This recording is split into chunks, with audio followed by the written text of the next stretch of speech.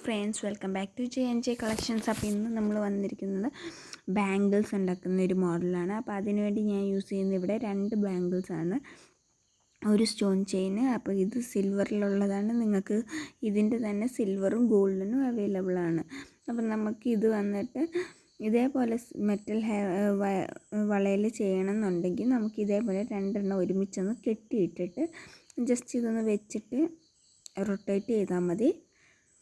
അപ്പോൾ ഇതിൻ്റെ സൈഡിലുള്ള പ്ലാസ്റ്റിക്കിൻ്റെ ഒരു ലൈനുണ്ട്, അതൊക്കെ വന്നിട്ട് സൈഡിലേക്ക് അങ്ങ് ചേർന്ന് വളയോട് ചേർന്നിരിക്കും. അപ്പം ജസ്റ്റ് ആ സ്റ്റോൺസ് മാത്രമേ കാണത്തുള്ളൂ, വേറെ ഒന്നും കാണത്തില്ല.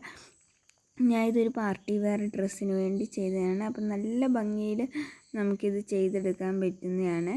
അപ്പോൾ ഇത് സിമ്പിളായിട്ട് ജസ്റ്റ് ഇതേപോലെ ചുറ്റി കൊടുത്താൽ മതി. ആദ്യം ഒന്ന് വെക്കുമ്പോൾ മാത്രമേ ബുദ്ധിമുട്ടുള്ളൂ. സ്റ്റോൺ ലീസ് കറക്റ്റ് പൊസിഷനിലായി കഴിഞ്ഞാൽ ബാക്കി കണ്ടിന്യൂസ് ഇതേപോലെ ചെയ്ത് തീരും.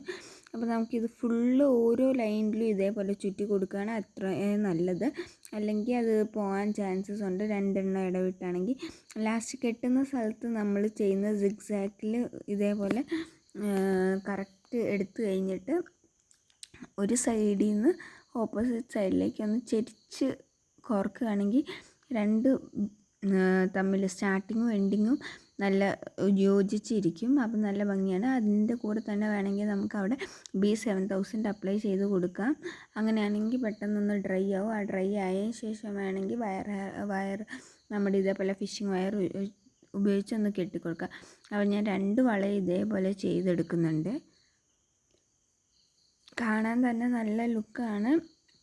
ഇതിൽ പ്ലാസ്റ്റിക്കിൻ്റെ ആ വള്ളി ഫിഷിംഗ് വയർ കാണത്തേ ഇല്ല കേട്ടോ. ഈ ഒരു മോഡലിൽ നമ്മൾ ചെയ്യുകയാണെങ്കിൽ ഫിഷിംഗ് വയർ ഉപയോഗിക്കുന്നത് ഇതേപോലെ വിസിബിളായിട്ട് നമ്മൾ ഗിയർ വയർ ഉപയോഗിക്കുന്നതിന് പകരമാണ്. വീഡിയോ ഇഷ്ടമായി ലൈക്ക് ചെയ്യുക, സപ്പോർട്ട് ചെയ്യുക, സബ്സ്ക്രൈബ് ചെയ്യുക. Bye bye, thank you.